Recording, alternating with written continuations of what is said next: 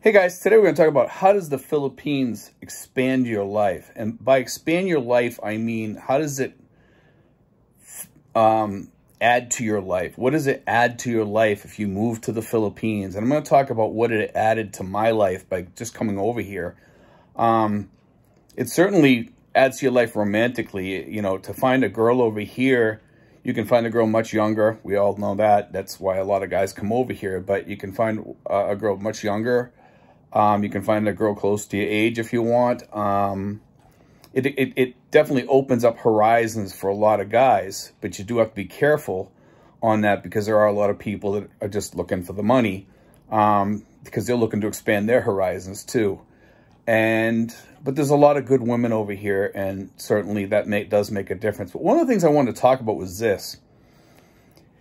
The first thing I noticed when I got over here, and I was living on a pension, you know, and I've had other pensions kick in since and other things kick in since. And one of the things I noticed was that the rent was so cheap here. It opened up and expanded my life financially. It definitely expanded my budget, because my budget, I could buy more things that I want because of the fact that just that little bit of money with the rent there. And actually, it was actually quite a lot, because in the States, I was paying a lot for rent.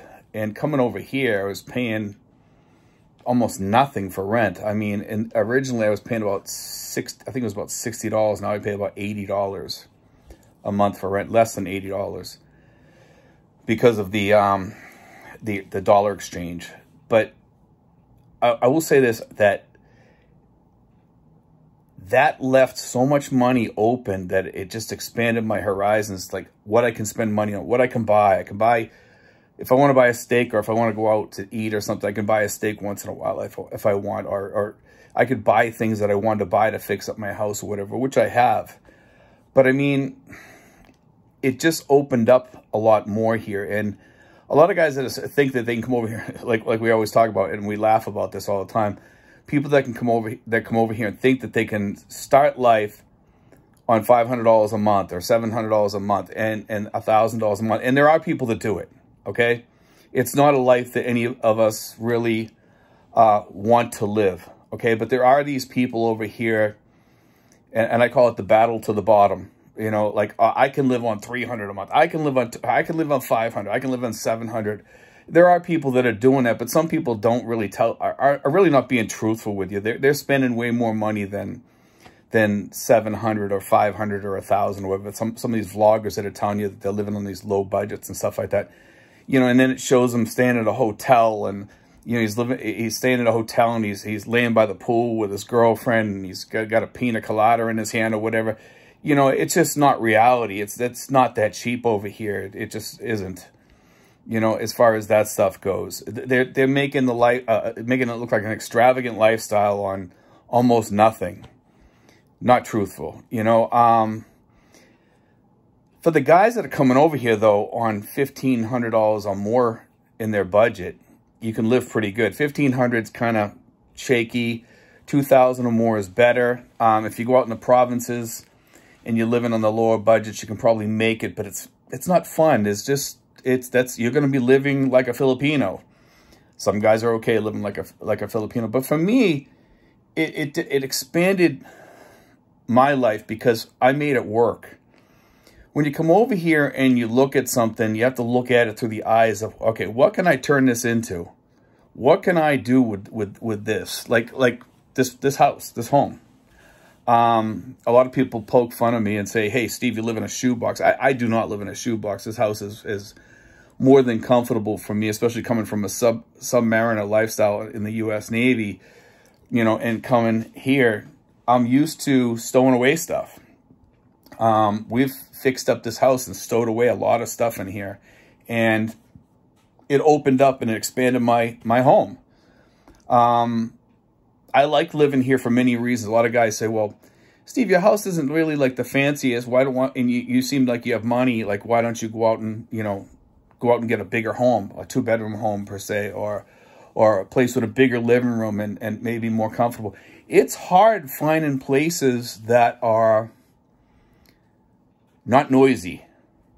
okay? It's really difficult in the Philippines finding a place with no roosters, no dogs, no loud noises or traffic noise or people walking by, hustle and bustle.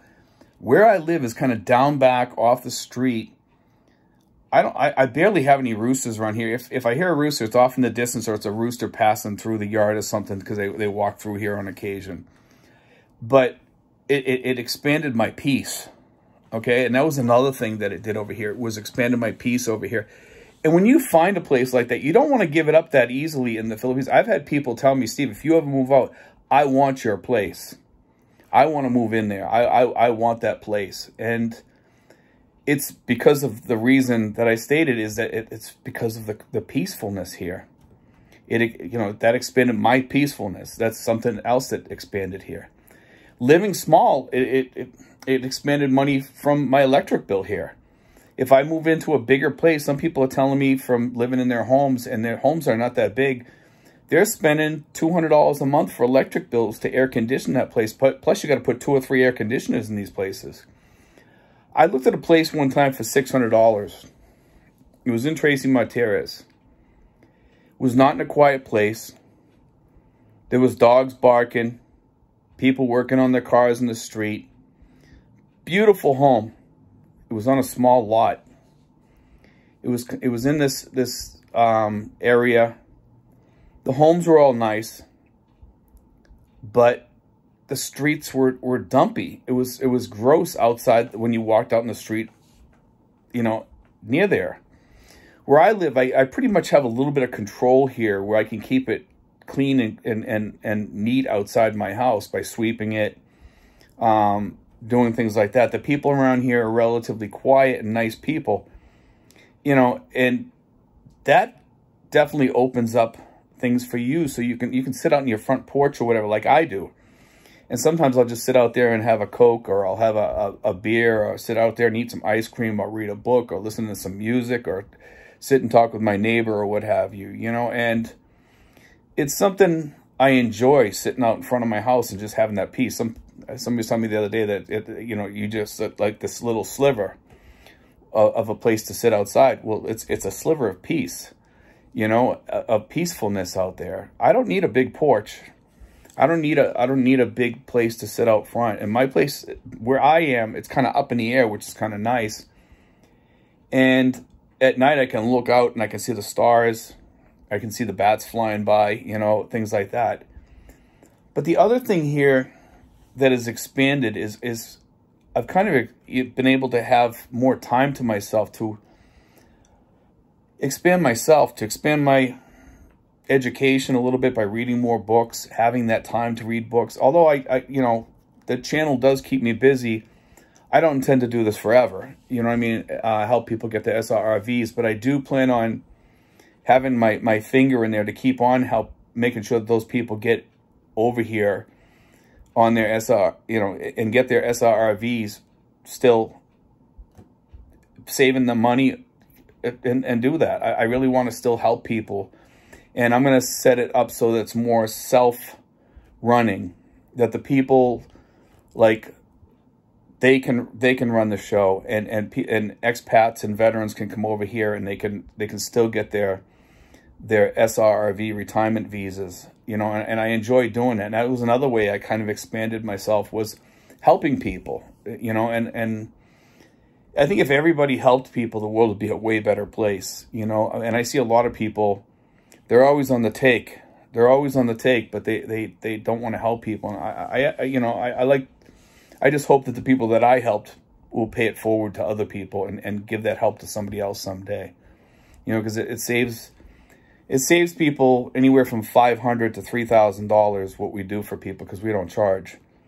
Mary Rose gets paid by the PRA. And a lot of these other agencies don't tell you about that. And that's another way that we help people. She gets paid from your application fee, which you're going to pay anyway, whether she helps you or not, whether you do it yourself or not. You're still going to pay that $1,400 application fee. And that was a thing that we did too, was kind of helping people. But I love always making things around me better and easier and funner and more enjoyable and more peaceful. And I like having a lot of gadgets around me. As you can see, I love having guitars. I love having my computer and all these little gadgets and my cigar box guitar and my clock. I got a bunch of clocks and watches and 150 harmonicas in here. And I have a little refrigerator, and I have some bug zappers in here, because you get these little bugs that fly around once in a while, and they come in through the door. And I love my gadgets. I really do. I have a lot of fun with that. I like ordering stuff on Lazada. It's stuff that I couldn't do when I was home in the United States. I was too busy. I was too busy working. I was working day and I was working night to sustain my lifestyle back in the States. And over here, I can live off of a smaller budget, you know, and I'm much happier. And it just opens up a new world to you. You don't realize how much you're losing in the United States. You're losing yourself, you know, and you're not living when you work in 2 jobs. Sometimes you don't even work. You're not even living if you work in 1 job, because it kind of, you go home and you're so tired, and the weekends go by so fast. And when you have 7 days a week to live, it definitely changes your horizons and makes you think. And I retired early, so I feel like I gained 10 years of life to live healthy or healthier.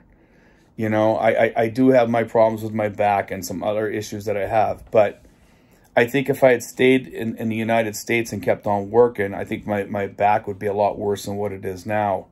And my back's pretty bad now, but I don't even know if I would be able to continue working.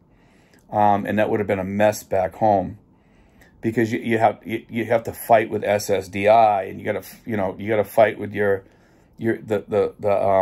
employer to try to get, you know, disability.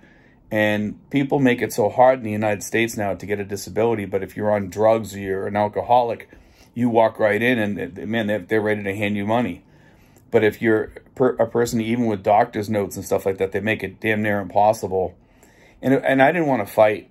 I didn't have any fight left in me for fighting with people back home. So I just said, I'm just going to retire early and I come over here. And, you know, over here, I feel like I'm getting more care for my back, both from my girlfriend is a massage therapist and physical therapist. She helps me a lot with my back issues, and that's another way that my life has opened up. Because romantically, I mean, it's perfect over here. I mean, I love my girlfriend, and I love my life now. I'm very happy with my life. I couldn't ask for a better person. I really couldn't, and that's one of the things that really has expanded in my life, was having her in my life. I don't think I could make it here as easily without her, because she just does so much for me and helps me with so many things. And when I wake up in the morning, I have no medication in me. You know, my back is sore, I'm in pain, and she helps me in the morning with that stuff. And that's a great thing about the Philippines, that if you have like health issues or anything, that Filipinos are really great for helping you. And if you know, even if you have health issues, you're still able to get a date over here, or to get a girlfriend or whatever.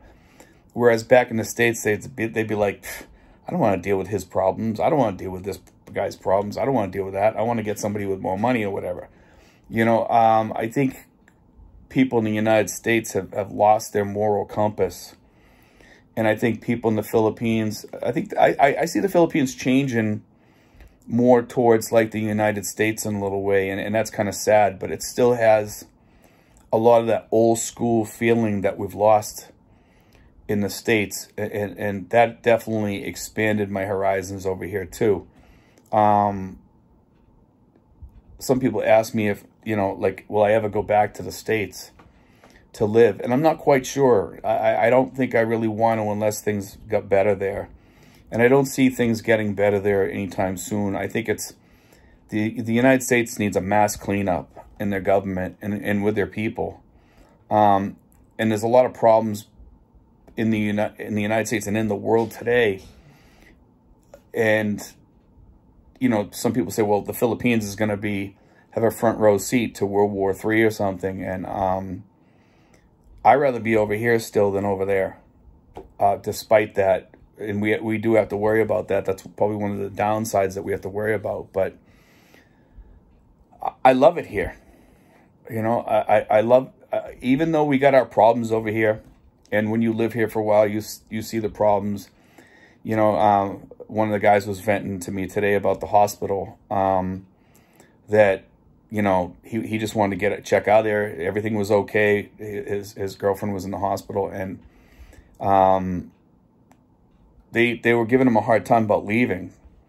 And that's just part of the Philippines, is you just kind of go with the flow and kind of deal with some things sometimes. And it's sad that you have to deal with that, but it's part of life here, and after a while you get used to it. And even with those minor issues, I'd say it's way better than the United States, because I remember bigger issues back there. We tend to, when we come over here, we tend to forget all the problems that we had back there, and we look back there, back to the good times before all these issues started happening in the U.S. and all that the stuff that's ripping the nation apart. And I think people's work ethics are gone back in the States, but over here it's just like, I think it's people that are just improperly trained or whatever, and it just kind of wears on you sometimes over here.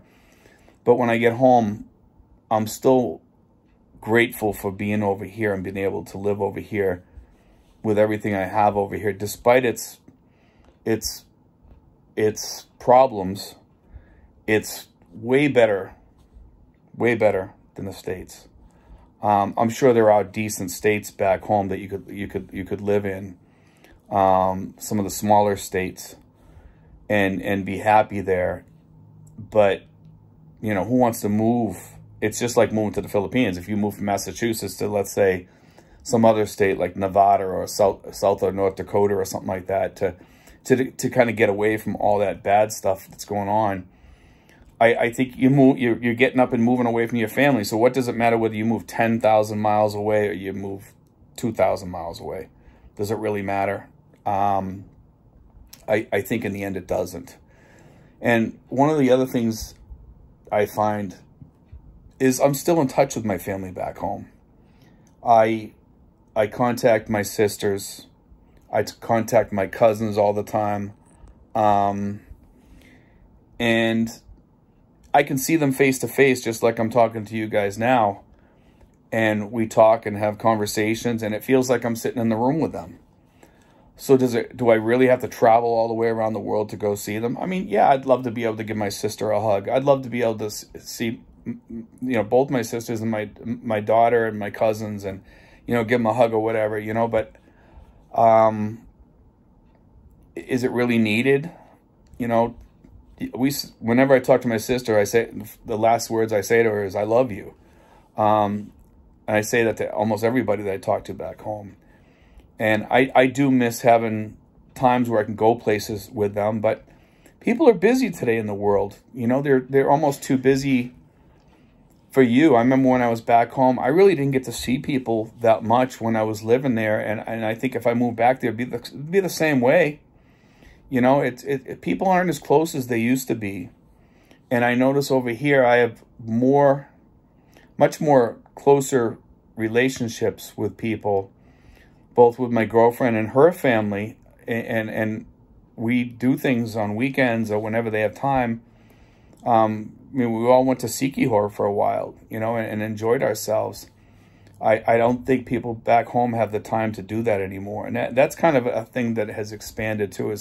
Is I feel like my family has expanded, and I do miss seeing my family and talking to my family back home a lot. You know, I do miss that closeness and stuff. I'll be honest about that, but you know, I feel like I kind of expanded my family by moving here, and I have a lot of friends over here that are like family. I you know, a lot of friends over here. I mean, we have Rich, Sinfuls, you know, a lot of people. They're like this to me. Mike Miller, Tony Miller. I have a lot of people out there that we're close. Sometimes we don't see each other because we live far from each other, but we talk a lot, and And there's many other people that I could go on for 30 minutes probably of friends that I have over here, and Rich up in Thailand. You know, there's a lot of people that go in and out of my life constantly that are like family and will always be there. The people that I'll always stay in touch with, and that's one thing that has expanded over here. I think that my family and friends are sometimes family too, you know, and I think my family has expanded in a very big way, and I'm really appreciative about that. And when you come over here, like I said, and I said this before, is that you kind of take the good with the bad, but there's something about the Philippines when you come here, you love it. It has its problems, and sometimes those problems can be massive over here, but you're going to have those same problems back home, and they're going to be just as massive back there. It's not perfect here. You know, it's not perfect here. My father used to say, you know, life's not perfect until you get to heaven. And I take those words that, you know, I've come to live now understanding, knowing that life is never, ever going to be perfect for us. You know, I don't care who you are. Life is always going to have its problems. And if you can't accept those problems, you're not living in reality. You know, and despite the problems here, I feel I'm way better off over here in the Philippines than I am in the U.S. Like I said, for the financial reasons, the romantic reasons, the budget reasons, money reasons. Yes, we have our healthcare issues over here, but we do have good healthcare in some of the hospitals around here. And in some places, it's not that great, but you know, it's available here. You just got to seek it out and find it.